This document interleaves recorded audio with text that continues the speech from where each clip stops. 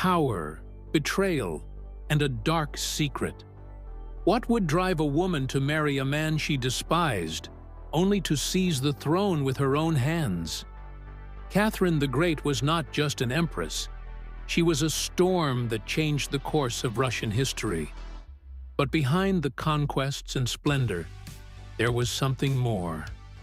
A brutal betrayal that sealed her fate and secured her place on the throne. After all, how did a foreigner manage to rule Russia for more than 3 decades? Was she a visionary or a ruthless manipulator? The truth is often darker than we imagine, and today we will uncover the backstage of her rise to power, unraveling the power games, influential lovers, and the secrets Catherine took to her grave. Rise to power. A marriage doomed to fail. Catherine's story did not begin with crowns and scepters, but with a marriage that felt more like a sentence. Born in Poland as Sophie Friederike Auguste von Anhalt-Zerbst, she was sent to Russia at a young age to become the wife of Peter III. But instead of finding a partner, she found a misfit, insecure man obsessed with Prussia. Peter idolized Frederick the Great more than his own homeland, a rather significant flaw for someone destined to rule Russia. Catherine, however, was different. She learned quickly. She won allies, absorbed the culture, and, above all, understood that Russian autocracy needed a strong leader. If Peter III cared more about toy soldiers than the throne, Catherine saw only one path: to seize power for herself. And she did not hesitate. With the support of the Orlov brothers, especially Grigory Orlov, her lover and commander of the armed forces, Catherine orchestrated a coup d'état that went down in history. On the morning of June 28, 1762, dressed in an imposing military uniform and on horseback, she presented herself to the Imperial Guard regiment and declared herself empress. Acclaimed by her soldiers and the people, Catherine triumphantly marched into St. Petersburg, where Peter, demoralized, abdicated without resistance. The ex-Tsar, who could barely rule himself, was sent to prison, where he died shortly after under mysterious circumstances. Murder? Accident? Catherine never confessed, but Peter III's fate sealed the rise of one of the most ruthless monarchs in history. And what would she do with that power? Ah, my dear friend, that is an even more fascinating story. Enlightenment reforms, progress, and absolute rule collide. Catherine did not just want to rule. She wanted to transform Russia into a civilized and modern power. Inspired by the ideals of the Enlightenment, she immersed herself in the works of Voltaire, Montesquieu, and Rousseau, believing she could merge absolute power with progress. But there was a problem. Russia was a vast empire dominated by serfdom, a system in which millions of peasants lived as the property of the nobility. Even so, Catherine tried. She created new legislation, modernized the legal system, and proposed a constitution based on reason. To achieve this, she convened the Great Legislative Commission in 1767, where representatives from all provinces, except the serfs, would discuss the country's future. But the experiment quickly revealed a flaw. Russia was not France. The freedom that philosophers so strongly advocated was dangerous to the powerful. The commission was dissolved, and its ideas were shelved. Despite the obstacles, Catherine made history by introducing smallpox vaccination, a revolutionary achievement for the time. While the European nobility feared the practice, she vaccinated herself to set an example. In addition, she strengthened education by expanding schools and encouraging female education, a bold step in an era when women were rarely educated. But there was a catch. Her reforms always had limits. When the people began questioning too much, Catherine became less of an Enlightenment ruler and more of an autocrat. Her quest for order and control always took precedence. She wanted a modern Russia, but only as long as the empire's expansion and monarchy's power remained unchallenged. The balance between progress and absolutism was delicate, and soon she would face problems far more explosive. Cultural development, turning Russia into a powerhouse. If Peter the Great opened Russia's doors to Europe, Catherine flung the gates wide open. Passionate about the arts, philosophy, and knowledge, she wanted her empire to shed its image as a barbaric giant and become a center of culture and sophistication. To achieve this, she became a patron of the arts, financing writers, architects, and intellectuals. Her greatest achievement in this field was the founding of the Hermitage Museum, one of the most impressive in history. The collection began with a few artworks acquired from Europe and soon grew to more than 4,000 paintings, surpassing even the French king's collections. This was one of Catherine's defining traits, her ability to use culture as a tool of power and influence. Moreover, the empress sponsored theaters, encouraged book publishing, and established academies of science and education. Her goal was clear: to make Russia not only a military superpower, but also a culturally respected empire. Her letters with Voltaire and Diderot impressed European intellectuals, who saw her as an enlightened monarch. However, there was a contradiction. While she promoted culture and education, she also censored revolutionary ideas that could undermine her rule. She loved the Enlightenment, but not enough to let it challenge her autocracy.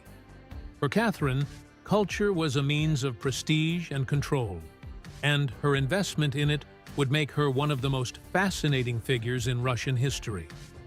But being respected by intellectuals was not enough.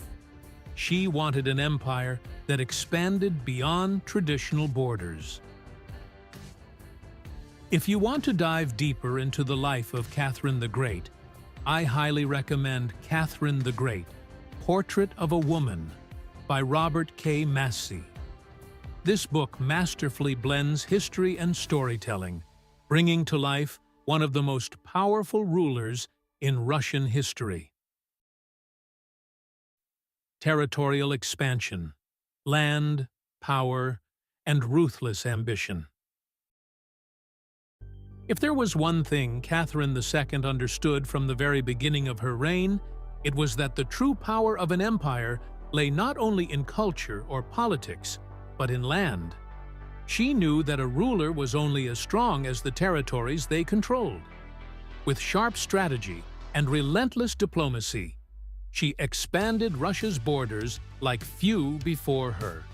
Her primary target was the Black Sea, and to secure it, she brought down a longtime enemy, the Ottoman Empire. Through the Russo-Turkish Wars, Russia finally annexed Crimea, securing access to strategic ports that strengthened its navy and trade. This conquest was orchestrated by Grigory Potemkin, one of her most loyal and influential lovers, who helped solidify Russian dominance in the region.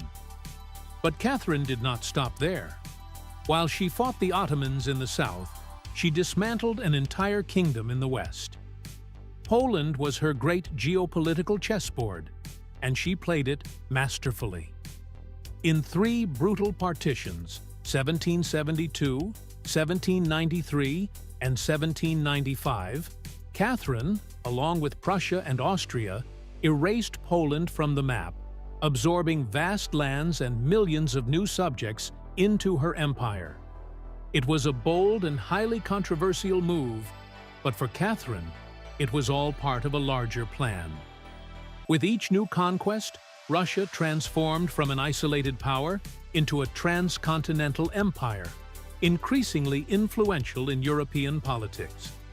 But the more she expanded her domain, the more enemies she made. And one of them came from where she least expected, right from the heart of the Russian people. personal life and legends, love, power, and endless rumors. Ah, Catherine, a ruthless empress on the throne, but a whirlwind in her personal life. Her marriage to Peter III was doomed from the start. While he drowned himself in his obsession with Frederick of Prussia, Catherine immersed herself in books and intrigues, planning something far greater. Her coup d'état not only secured her the crown, but also granted her the freedom to live as she pleased. And live she did. Throughout her reign, Catherine had numerous lovers, some mere distractions, others shaping the course of Russian history. Orlov helped her seize the throne, Potemkin conquered territories for her, and a succession of favorites ensured that the fire of passion never burned out. But where there is power and desire, there are also rumors, and hers have echoed through the centuries. Gossip claimed she had an insatiable appetite, that she chose lovers from the Imperial Guard as one picks grapes at a market. And, of course, there's the infamous myth surrounding her supposed death, a grotesque tale that was nothing more than a malicious fabrication. What is undeniable is that she knew how to use her charm and intelligence to secure alliances and favors. Her heart belonged to the empire, and her passion was power. But as she ruled, a growing danger spread across Russia, a threat far greater than any rumor. Pugachev's rebellion, the empire's greatest internal threat. If Catherine had a weakness, it was believing she could control everything. But not even an empress as cunning as she was could suppress the fury of the peasants forever. In 1773, a man named Emelian Pugachev, a Cossack who proclaimed himself to be Peter III, resurrected the ghost of the deposed Tsar and ignited the largest peasant uprising in Russia before the revolution of 1917. Thousands of serfs, Cossacks, and deserting soldiers joined the rebellion, burning cities, executing nobles, and declaring that the true Tsar had returned to free them from Catherine's tyranny. For a moment, the empress felt the terror of instability. But unlike what the rebels expected, Catherine did not retreat. She sent her most experienced troops, and the rebellion was crushed with brutal force.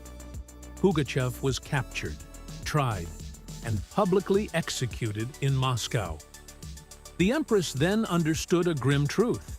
If she wanted to maintain her empire, she had to tighten the reins of autocracy even further. So instead of easing the burdens on the peasants, Catherine reinforced serfdom, solidifying a system that would strangle Russia for more than a century. But this was merely a symptom of the greatest dilemma of her reign. A contradictory legacy, a visionary or a tyrant? Will Catherine II be remembered as a visionary or a tyrant? That is the question debated to this day. She brought the Enlightenment to the Russian court, encouraged the arts, strengthened the economy, and expanded the empire like few before her. Yet, at the same time, she reinforced serfdom, ensuring that millions of peasants lived in near slavery, with no hope of freedom. Her reign was a paradox, autocrat and reformer, enlightened and repressive, strategist and ruthless. Under her rule, Russia became a European superpower, but at the cost of a people who never saw the benefits of her grand reforms. Perhaps that is why her name still sparks so much intrigue.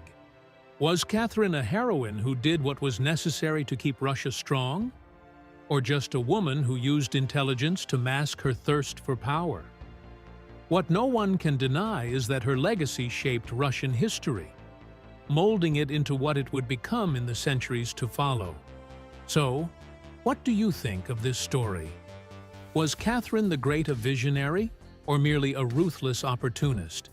She reformed Russia, expanded its borders, and left an impressive legacy. But the price of her empire was betrayal, manipulation, and the servitude of millions. Does power justify any means? Now let me ask you this. If you were in her place, would you have done the same? Would you sacrifice everything, even those who were supposed to be on your side, to achieve a greater goal? Or, in the end, was Catherine's true secret not her betrayal, but her ability to turn every challenge into a stepping stone to glory? If you want to keep exploring stories as intense as this one, subscribe to the channel and turn on notifications. Here, you'll always find powerful narratives, epic betrayals, and decisions that changed the world. And remember, history belongs to those who dare to write their own destiny.